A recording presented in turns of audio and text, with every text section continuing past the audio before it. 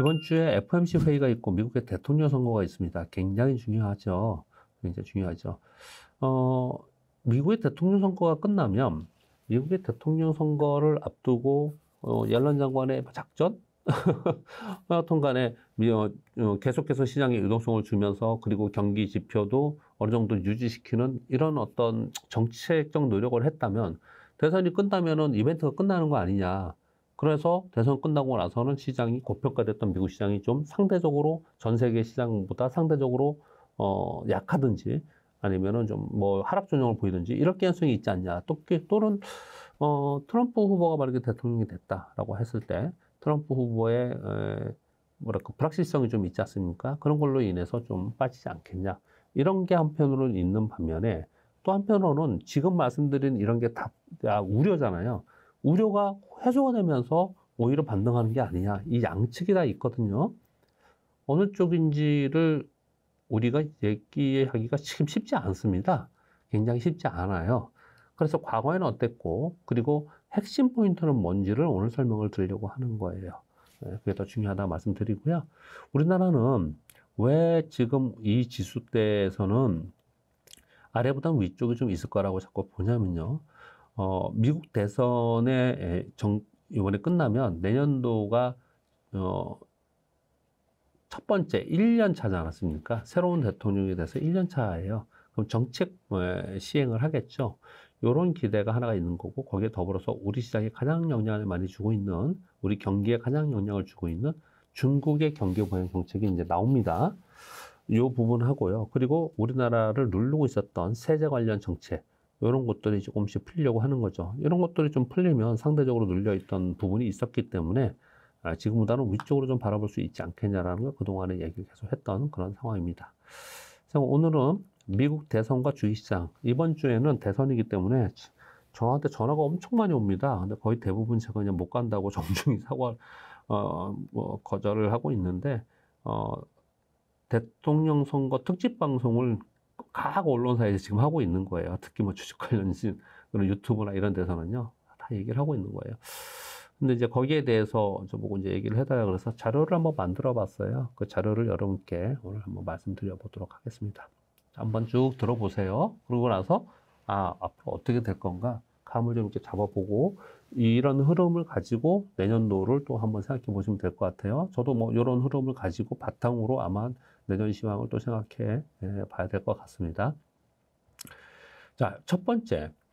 대통령 선거가 이제 내일이에요. 대통령 선거 전에는 우리들이 무슨 얘기를 했고 시장에서는 어떤 일들이 벌어졌는가를 생각해 보면 이렇습니다. 트럼프 트레이드가 변화가 생겼었어요. 달러가 강세고 10년물 국채 수익률이 강하고 비트코인이 강하고 금이 강하고 그리고 중국들도 보면 일부의 핵심 기업만 강하고 나머지 애들은 줄줄이 안 좋은 이런 상황입니다. JP모건의 최근 시장의 미국 대선 영향 보고서라는 걸 보면은 이세병 님이 대선 변동성에 반대로 움직임이 좋다고 하시는 건 미장 말씀하시는 거죠. 네, 맞습니다. 네, 미국 시장 얘기합니다. 즉, 대선이 끝나고 나서 급등한다. 저는 매도를 좀 해야 된다고 생각하고요. 급락한다. 매수를 해야 된다. 즉, 이벤트에 의한 변동성은 거꾸로 대응하면 되지 않을까라고 말씀을 드렸습니다. 갑자기 보여서 중간에 대답을 먼저 드렸습니다. JP모건에서는 뭐라고 얘기하냐면, 그동안에 공화당 승리 인세계 섹터가 민주당 성향 섹터보다 7%포인트 정도 더 우위이더라. 포인트가 아니죠. 7% 정도. 암호화폐, 소형주, 달러, 전통산업의 강세 속에 재생에너지 등은 상대적으로 약세였다. 이러한 테마와 수급은 선거일 막바지에 변화될 가능성에 주의할 필요가 있다. 스탠다드 차트에서는 최근 달러 강세는 트럼프 승리에 베팅하고 있는 것이다.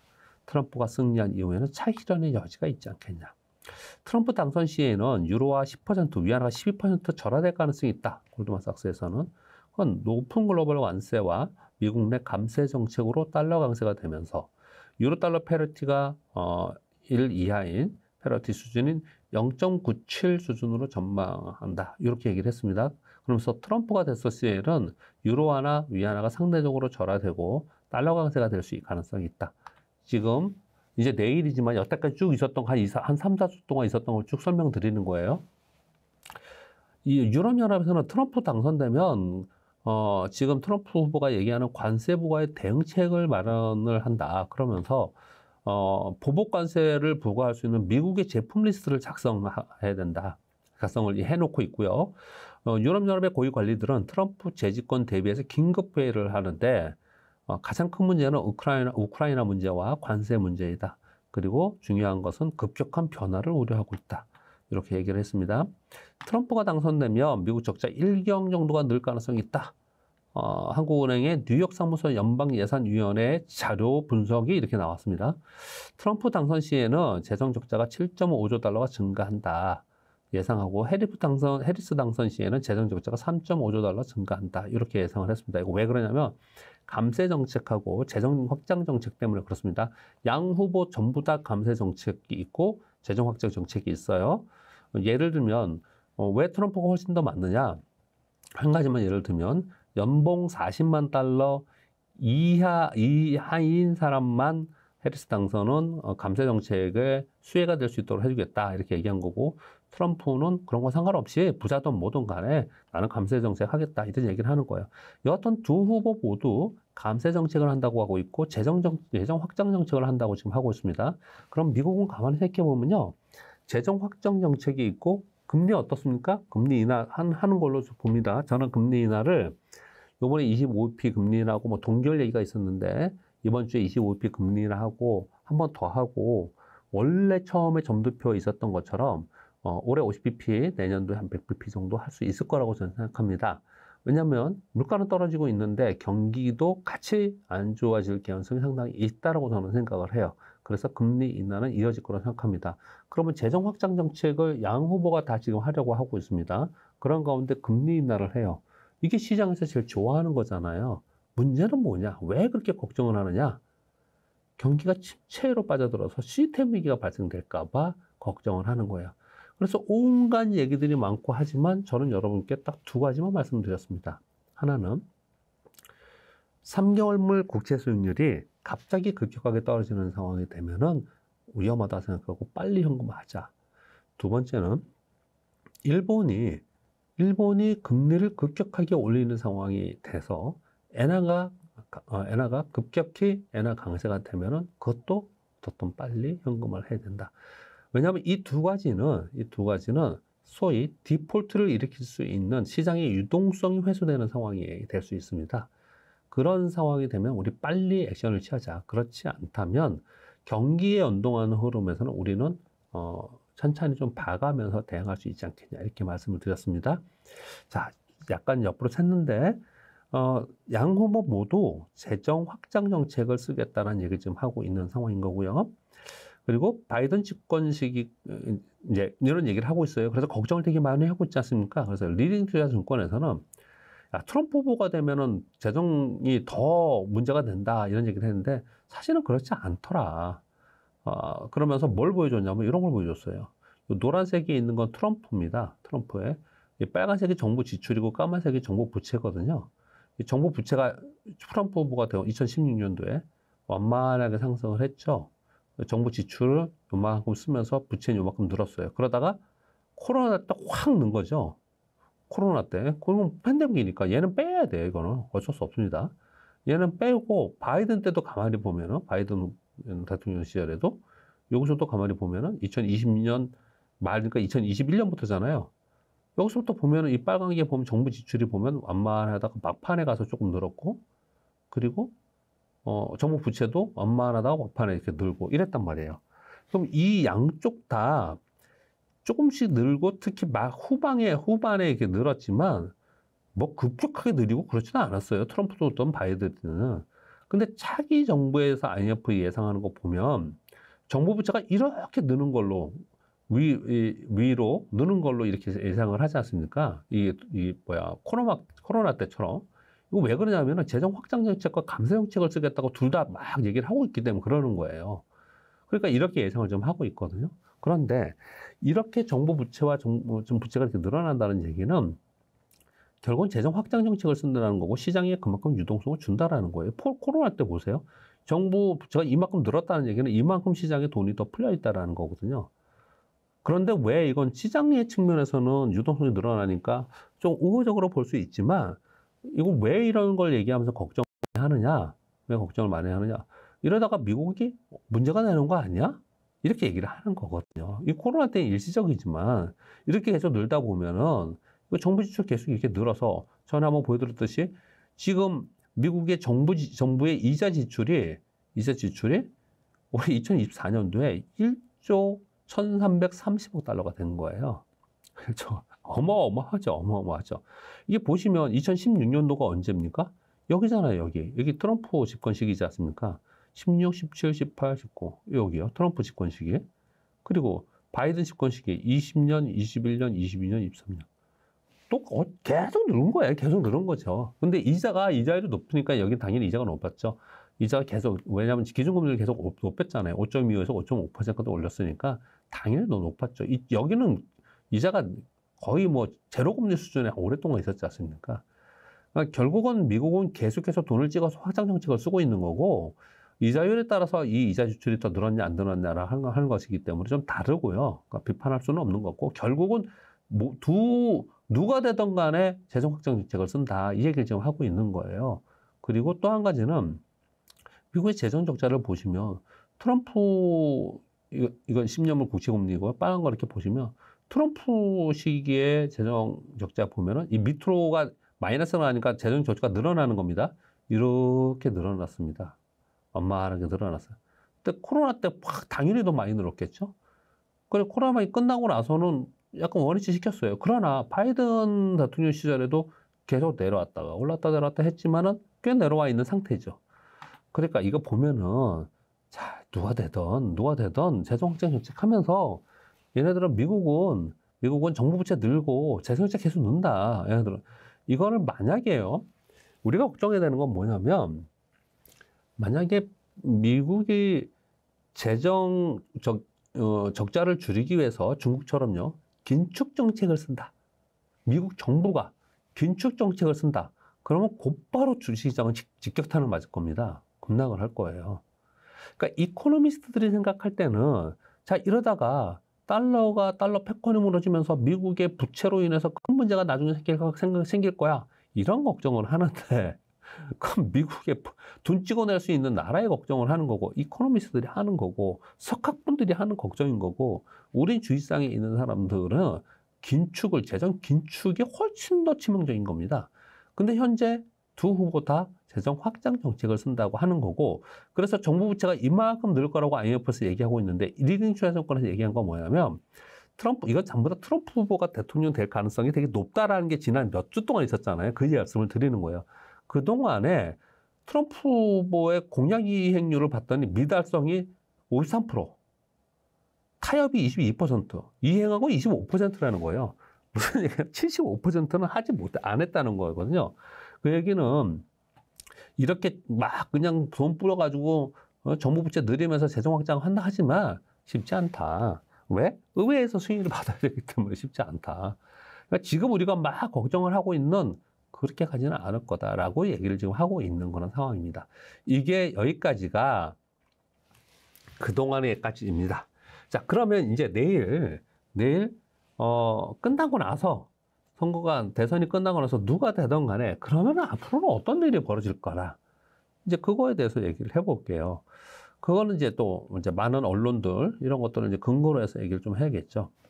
자, 블룸버그에서 미국 대선과 경제 전망을 했습니다. 블룸버그 설문조사를 했습니다.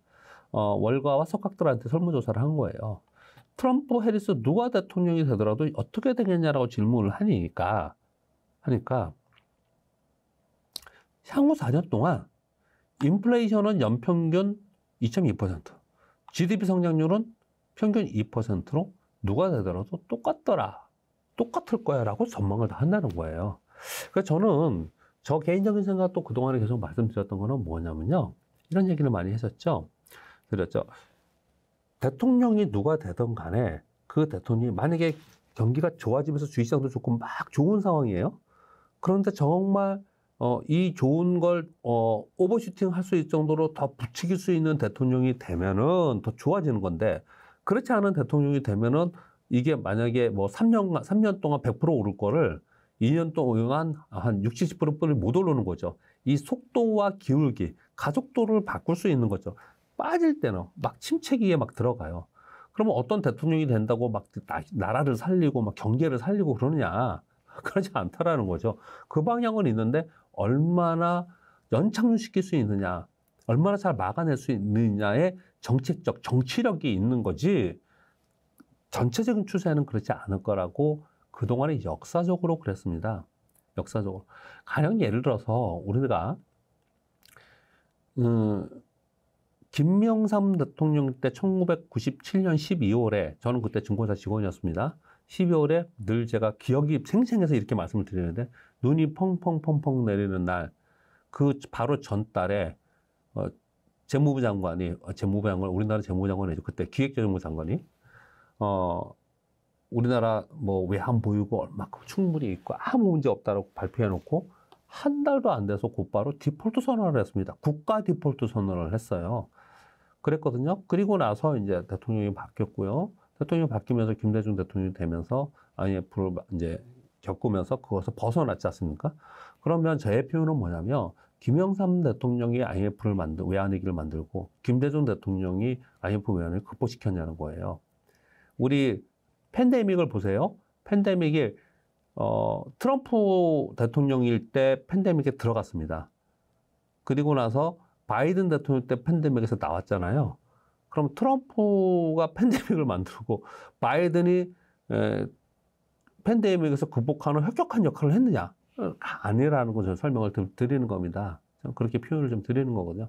똑같이 이 사람들도 그렇게 본다는 겁니다. 누가 되든 간에 인플레이션 연율은 2.2%, GDP 성장이 한 2% 정도가 되지 않겠냐. 근데 굉장히 잘 본 겁니다, 이거는요. 미국이라는 국가가 GDP 성장률이 평균 2%로 상호 4년간 간다. 어마어마한 성장인 거고, 성장률인 거고, 굉장히 탄탄하게 이렇게 이만이 맞다면 경기 침체라는 게 어떻게 있을 수가 있습니까? 여러분, 우리나라가 지금 예상이 내년도에 2%예요. GDP 성장률이 2%고, 우리 국내 증권사에서 나오는 보고서를 보시면 내년도에 우리는 1.8, 1.7을 보고 있습니다. GDP 성장률을. 우리는 훨씬 더 거기보다 사이즈가 작은 데기 때문에 우리가 중소형 기업은 훨씬 더 등락이 있지만 좋을 때 훨씬 좋아야 되잖아요. 성장률이 높아야 되는 게 맞는 겁니다. 성숙 기업보다는. 당연히 국가도 여기보다 우리가 높아야 돼요. 근데 미국이 2%란 말이에요. 지금 중국은 내년에 4.5%뿐이 안 봅니다. 뭐 더 낮고, 일본은요?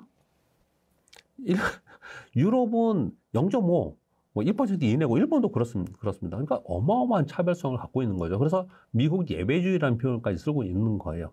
근데 아무튼 이거는 근데 맨날 틀리기도 하니까, 뭐, 그까지만 생각을 하고, 근데 제가 말씀드리는 포인트는 뭐냐면은, 누가 되든 이렇게 본다라는 거예요. 누가 되든.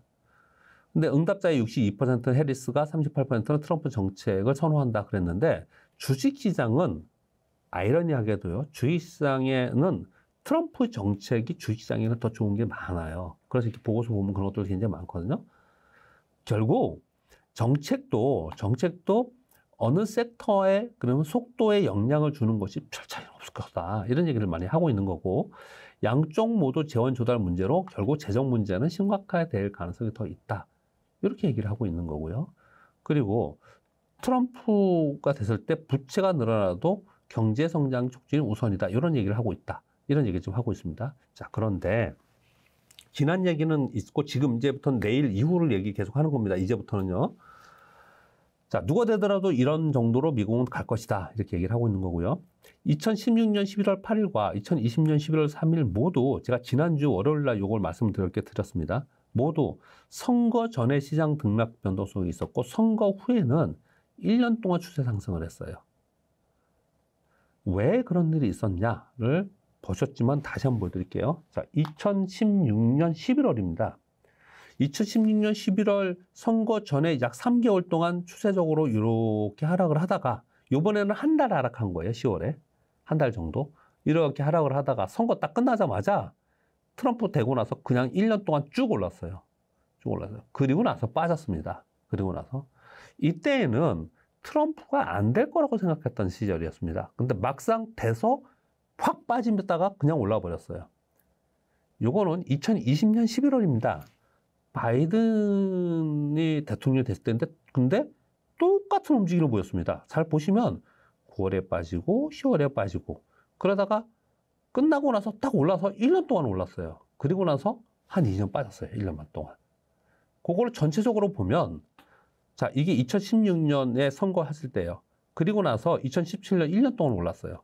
그 다음에 2018년 빠지고 2019년까지 좀 안 좋다가 2019년에 올랐다가 2020년 팬데믹 맞은 거거든요. 그러니까 1년 올랐다가 1년 빠지고 그 다음에 좀 좋은 이게 트럼프 시절입니다. 그 다음에 2020년 바이든 시절에는 선거하고 나서 곧바로 1년 동안 떴어요. 그리고 나서 1년 빠졌습니다. 그 다음 즉 1년 오르고 1년 빠지고 그 다음에 1년 오르고 그 다음 빠지고 1년 오르고 1년 빠지고 그 다음에 1년 오르고 그 다음에 여기서는 팬데믹으로 빠졌고 여기는 안 빠졌습니다. 지금은 중간에 한번 깊게 빠진 적은 한 번 있는데 요거는 일본 엔화 때문에 그렇습니다. 엔화 급등 때문에. 그래서 일본 엔화가 굉장히 중요한 거예요. 결국 요 패턴을 보면 선거 후에 1년 동안 뜨고 그 다음에는 빠졌다가 그 다음에 좀 다시 오르고 자 여기서 또 올랐다가 빠졌다가 다시 오르고 이런 식으로 움직인다면 선거 후에 만약에 선거 전에 조정을 보였다면 야 요거랑 비슷하게 생기겠다. 그럼 이번에 선거 전에 미국 시장이 많이 빠졌다면은 야 그러면 다시 올라갔다가 그 다음에 한 1년 동안 내년 2025년도에 좋았다가 그 다음에 빠지지 않겠냐 이렇게 볼 수 있잖아요. 근데 이게 과거에 그랬다고 똑같은 건 아니에요. 그런데 상당히 일리가 있습니다. 왜요? 그냥 딱 한마디만 표현을 하냐면 선거가 끝나고 대통령이 되고 나서 집권 1년 차예요. 집권 1년 차에 공약 이행을 합니다. 그 공약 이행을 지금 재정 확장 정책을 쓴다고 하는 거잖아요. 이게 되게 중요한 포인트인 거죠. 그래서 선거 끝나고 나서 올랐단 말이에요. 근데 이번에는 공교롭게 선거 전에 그 전에는 빠졌단 말이에요. 이렇게 조정을 다 보여줬어요. 근데 이번에 조정이 별로 없었습니다. 왜 그런 차이가 생겼나 이렇게 봤더니 이 트럼프가 집권 1년 차 트럼프 대통령이 되기 전에는 트럼프가 될까봐 무지 걱정을 많이 했어요. 시장이. 그러면서 트럼프가 되면 시장이 폭락할 거라고 하면서 시장이 먼저 걱정을 하면서 3개월 동안 이미 빠졌어요. 8월, 9월, 10월 이미 빠졌습니다. 그전에도 깊게 빠진 적이 있었고 이미 빠졌어요. 그리고 나서 악재가 해소되면서 올라간 겁니다. 이게 해소되면서 올라간 거예요. 그러면 2020년은 뭐냐? 2020년에도 2개월 동안 빠졌어요. 그러다가 올라간 겁니다. 근데 이번에는 빠진 게 없네? 그러면 그걸 생각해 보면은 뭔가 이 불확실성 때문에 시장이 굉장히 불안해했다면 주가의 위치라는 게 굉장히 중요한 거거든요. 주가가 많이 빠졌다면 그러면 이제 악재가 해소됐구나 그리고 올라가겠는데 안 그랬단 말이에요. 그러면 요번에는 반대로 오히려 그 기대감에 의해서 올랐다가 선거 끝나고 나서 빠졌다가 올라가는 거 아니야? 이런 생각을 사람들이 하는 거예요. 그래서 지금 이번 선거에서는 대선 불확실성이 있다라고 자꾸 얘기를 지금 하고 있는 겁니다. 그리고 나서는 비슷하게 집권 1년 차에는 재정 확장 정책이 있으면서 내년도에도 괜찮지 않겠냐라는 보고서들이 나오고 있는 겁니다. 2020년도에는 거기도 빠졌다가 올랐어요. 그래서 우리나라도 어떤 일이 있었냐? 2016년 대선 끝나고 1년 동안 올랐다가 2년간 빠졌어요. 2020년 대선이 끝나고 1년 동안 올랐다가 거의 2년 동안 빠졌습니다. 미국은 1년 올랐다가 1년 빠지고 다시 올랐고 그랬는데 우리는 1년 올랐다가 2년 빠지고 1년 올랐다가 2년 빠지고 뭐 이런 상황이었어요. 근데 요번에 2년 동안 빠진 건 아니고 정확히 1년 올랐다가 1년 빠졌다가 2년 차에는 그리고 지금까지 3년 차에는 거의 박스권으로 있는 그런 상황입니다. 이 밑에 있습니다. 근데 과거에 이 대선 불확실성 얘기를 되게 많이 하는데 과거에 가장 대표적으로 지금 트럼프 후보에 대한 걱정을 많이 하고 있으니까 이게 검증이 되는 거지 않습니까? 그리고 올랐어요. 야, 그러면 그건 트럼프 때문에 올랐냐, 바이든 때문에 올랐냐가 아니라는 거예요. 뭐냐? 이겁니다. 이거요. 이렇게 보여드렸듯이 2016년도에 이 파란색이 컨퍼런스 보드의 경기선행지수입니다. 경기선행지수인데 2016년도에 이렇게 쭉 올라가 볼게요. 이 파란색이 여기거든요. 이 노란색을 제가 표시해 놨습니다. 이게 선거 때거든요. 트럼프가 대통령이 되고 나서 경기선행지수가 이렇게 올랐어요. 경기 선행지수가 이렇게 올랐습니다. 결국 경기에 연동한 거예요. 그래서 경기 고점을 찍을 때 시장은 먼저 빠진 겁니다. 시장 먼저 빠졌어요. 그러다가 팬데믹을 맞았습니다. 2020년도에 바이든이 됐을 때 팬데믹 때문에 안 좋았잖아요. 이게 살아나면서 좋아진 거예요. 살아나면서. 그러다가 얘가 고점을 찍고 꺾였잖아요. 근데 시장은 지금은 안 꺾인 거예요. 되게 독특한 거예요. 이코노미스트들이 맨날 잘못했다고 사과드립니다. 이런 얘기를 하지 않습니까? 방송에 나오면서. 이거 잘 보시면 일단 두 가지로 나눠서 말씀을 드릴게요. 한 가지는 트럼프 2016년 이후에 떴죠. 2020년 이후에도 떴죠. 미국도 뜨고 우리도 다 떴습니다. 왜 그랬냐? 얘가 다 떴어요. 경기가 좋아졌다라는 얘기입니다.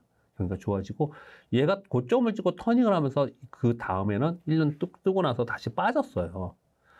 이 경기가 좋아진 거는 뭐냐면 집권 1년 차의 재정정책, 이 트럼프 이때는 바이든 대통령 때는 재정 확장 정책을 어차피 써야 되는데 이게 팬데믹 시기였기 때문에 왕창 돈을 푼 거죠. 어마어마하게.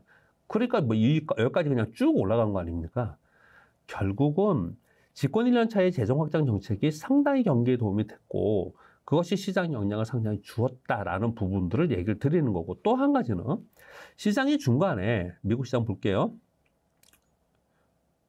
S&P 500의 주봉이에요. 자, 1년 동안 올랐단 말이에요. 경기가 이만큼 올랐다 그랬잖아요. 그 아까 경기 지수하고 비교해 볼게요. 경기 지표는 어디까지 올랐냐면 여기까지 올랐어요. 한 2년 동안. 그러다 꺾였거든요. 근데 시장은 먼저 꺾였단 말이에요. 왜 2018년도에 꺾였냐? 2018년과 2019년도에 뭘 했냐? 미국이 QT를 진행했습니다. 금리 인상을 하면서 QT, 연준이 돈을 회수하는 정책을 썼습니다. 그러면서 우리는 더 충격을 많이 받아서 2년 동안 빠진 거예요. 그 다음에 2020년도에 경기가 올라갔죠. 팬데믹 맞고 나서 재정정책 확장 정책이면 겨우 올라갔지 않습니까? 올라갔어요.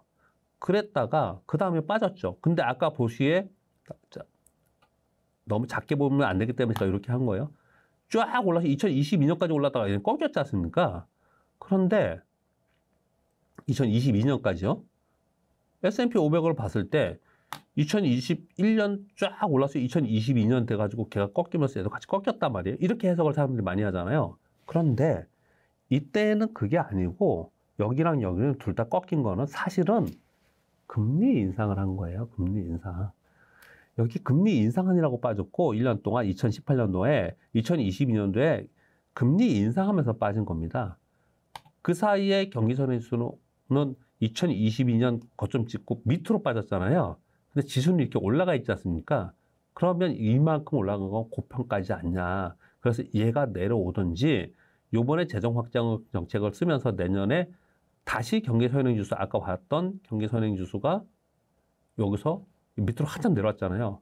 이 팬데믹 때 만약 여기서 다시 꺾고 올라가는 집권 1년째 꺾고 올라가든지 그래서 얘는 꺾고 올라가고 걔는 좀 내려오는 요런 모양이 가장 이성적으로 우리가 생각할 수 있는 문제인 거예요. 이게 첫 번째인 거거든요. 그래서 많은 사람들이 얘기하자면 시장 고평가다, 이제 꺾일 거다, 이제 경기 침체 온다. 비관론자다 그렇게 얘기를 하잖아요.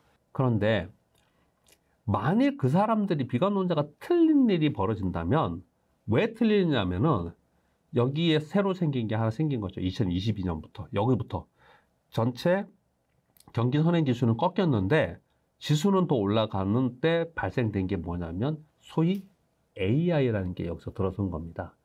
AI라는 게. 그래서 과거의 잣대를 가지고 설명할 수 없는 산업시대로 가면서 얘가 지금 바뀐 거예요. 그래서 핵심 포인트는 AI인 거고 AI가 계속 가냐 못 가냐가 중요해요. AI가 꺾이면 경기선행지수가 같이 꺾이면서 같이 꺾일 수밖에 없는 겁니다.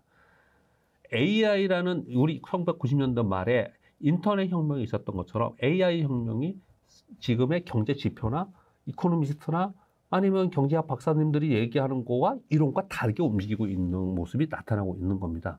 그래서 AI를 핵심 포인트로 잡고 우리가 주도를 잡고 계속 가야 되는 거는 맞는 거예요. 그게 꺾이면 다 어차피 꺾이니까 주변을 할 보다도 대장을 해야 되는 거니까 그렇게 보는 게 첫 번째로 맞는 거고요. 그래서 만약에 지금 경기 침체가 오지 않고 시장이 탄탄하게 해서 마침 간다면은 결국 AI의 힘으로 가는 거다. AI의 확장으로 가는 거다라고 해석하시면 될 것 같습니다. 그런데 만약에 그렇지 않고 그게 AI가 둔화되면서 이 경기 선행 지수와 연동하면서 지수가 꺾이는 모습이 나타난다. 그래서 경기 침체에 간다. 그렇다면 그건 언제쯤 갈 것 같냐라고 본다면, 요건 뭐 제가 또 시황을 뭐 증시 토크쇼에서 말씀드리겠지만 내년이 아닐 가능성이 좀 있는 거예요. 근데 그걸 누가 맞추겠습니까?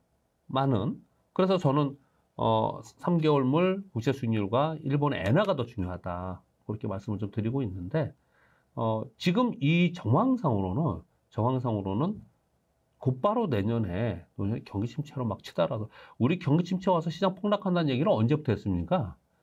도대체 언제부터 한 거예요, 이걸? 2021년, 22년, 23년, 24년, 4년 동안 지금 얘기하고 있어요. 2021년과 2022년도에 이거 얘기해가지고 시트 친 사람들 많았고요. 그 사람들 다 없어졌고, 또 작년 올해 초부터, 특히 올해 하반기 들어서 경기 침체가 된다고 얘기하는 사람이 굉장히 많잖아요. 그분들 아마 내년에 장 안 빠지고 내년 상반기까지만 있으면 또 조용하겠죠. 그렇지 않겠습니까? 근데 제가 보기에는 상반기까지 쉽게 될까? 이거 뭐 굉장히 조심스럽지만요.